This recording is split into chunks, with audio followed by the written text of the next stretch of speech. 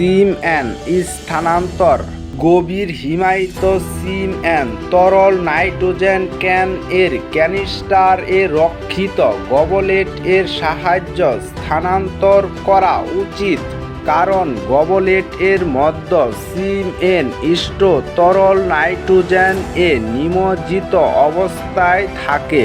তাই গবলেট স্থানান্তর করলে সিমএন এর গুণাগুণ অক্ষুণ্ণ থাকে।